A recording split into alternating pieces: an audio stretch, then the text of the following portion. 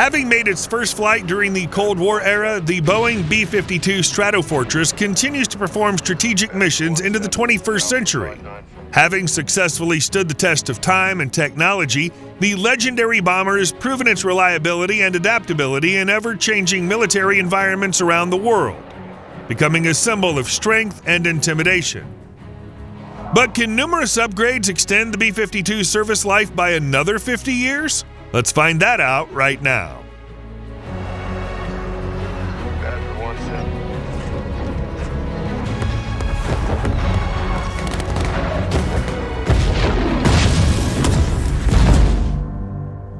The B-52 Stratofortress, or as American soldiers like to call it, the Buff, Big, Ugly, Fat Fucker, appeared right at the end of World War II.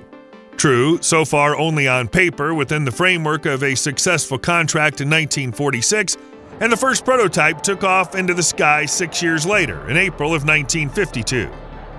Since then, the B-52 design has evolved greatly, from the straight-wing Boeing Model 462 with 6 Wright T-35 turboprop engines, a total weight of 360,000 pounds, and a combat radius of 3,110 miles, to the modern B-52 Stratofortress, which sports 8 Pratt & Whitney TF-33 P3-103 turbojet engines weighing 480,000 pounds and having a combat radius almost 3 times more, 8,800 miles.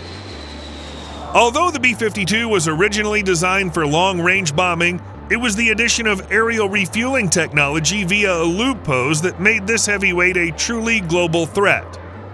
The first tests of these refueling capabilities began back in 1957 during Operation Powerflight. It was intended to prove the United States' ability to conduct global bombing operations, deploy nuclear weapons from the B-52 over long distances, and carry out missions safely. The latter was especially relevant given the peacetime of that era, since the USSR could see escalation in any U.S. actions. Yes, as you already understand, the mindset of the USSR's successor has not changed by much even today. One way or another, in January 1957, members of Operation Powerflight landed at March Air Force Base. Their mission to circle the globe and end up in the history books was successfully completed in less than half the time required by the B-52's predecessor, the B-29 Superfortress. Due to its massive airframe, the B-52, unlike today's stealth bombers, could be equipped with almost any weaponry and electronics, even those that did not yet exist in the project at the time of the appearance of this aircraft.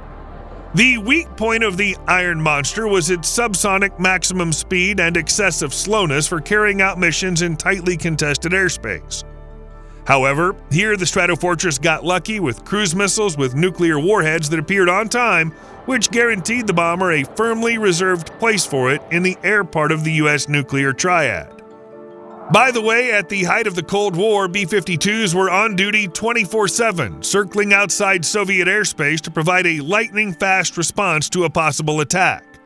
Considering that the number of Stratofortresses produced is 744 units, the appearance of more than a dozen, or to be precise, 17 modifications, did not take long to arrive.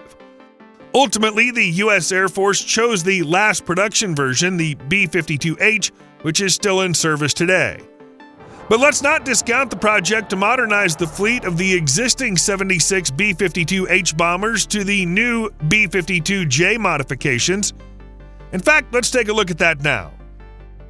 In April of 2020, the U.S. Air Force issued a request for proposals for 608 commercial engines, as well as spare parts and support equipment, intending to award a deal to contractors in the spring of 2021. The Commercial Engine Replacement Program, CERP, attracted the interest of leading market players, General Electric, which offered its CF3410 and Passport turbofans, Pratt & Whitney with their PW800, and Rolls-Royce, who promoted their own BR725, better known a little later as the F-130.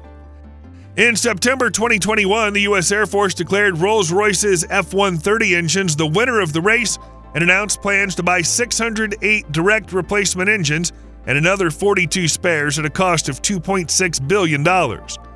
Interestingly enough, in 1996, Rolls-Royce and Boeing jointly proposed equipping each B-52 with 4 leased engines, Rolls-Royce RB211, which would increase the B-52's flight range and reduce its fuel consumption. The U.S. Air Force, in turn, conducted an analysis and in 1997 announced that Boeing's estimated $4.7 billion in savings would not be realized. Instead, a re-engineering would cost taxpayers $1.3 billion more than maintaining the existing 8 B-52 engines. The U.S. Air Force's view was soon challenged by a 2003 Defense Science Board (DSB) report, which stated that replacing 8 engines with 4 engines would not only reduce fuel costs, reducing greenhouse gas emissions, but also increase range and endurance of the aircraft. Ultimately, 4 engines would indeed be a more efficient solution, but at the same time, it would require additional changes to the bomber systems, in particular the control rudder, thereby extending the modernization timeline, its cost, and the complexity of the project all to an ungodly degree. So even the new B-52J will have the usual 8 twin engines. In the fall of 2022, Boeing released a video marking the successful completion of wind tunnel testing of the B-52 Stratofortress as part of the commercial engine replacement program. The first thing that caught the eye when seeing the prototype aircraft was the new engine nacelles and their changed position. Soon a full-size mock-up of one of the nacelles was shown, each of which will contain 2 F-130s. Many immediately noticed that the rendering of the B-52J showed a modified nose of the bomber, returning it to the more classic look of the early prototypes. And the usual pair of fairings under the nose had been completely removed. First added in the 1970s, 2 enclosures formed together electro-optical viewing system, EVS, with the right one holding a Hughes AN/AAQ6 forward-looking infrared FLIR system, and the second one containing a Westinghouse AN/AVQ22 low-light level television LLL TV system. The main purpose of the EVS was to assist crews when flying at minimum altitude, as well as providing partial surveillance and reconnaissance capabilities. Today, EVS in the U.S. Air Force's B-52H fleet has almost completely replaced modern targeting containers, Lockheed Martin Sniper and Northrop Grumman Lightning mounted on pylons under the left wings of bombers. Not to mention the need to penetrate hostile space at low altitudes has waned markedly since the end of the Cold War. The new B-52J nose sections house Raytheon's AN/APG-79 Active Electronically Scanned Array ASA radar. This will greatly improve radar range, accuracy, resistance to enemy countermeasures, and situational awareness of Stratofortress pilots.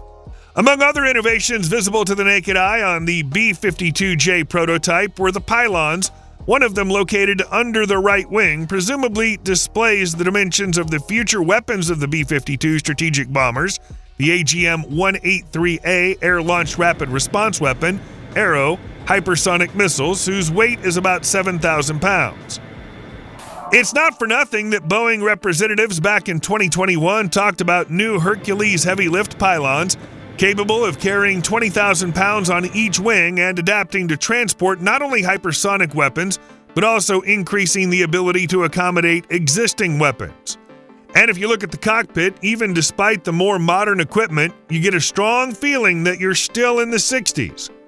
Pilots even joke about it themselves, recalling Stanley Kubrick's 1964 film Dr. Strangelove, while at the same time claiming that they can carry out any mission using the equipment available in the cockpit, including the use of a number of the latest weapons. On March 17, 2024, the United States test launched the AGM-183A Arrow hypersonic missile from a B-52H flying over the strategically important Pacific Island territory of Guam. And just 2 days later, they carried out another rocket launch in the same area.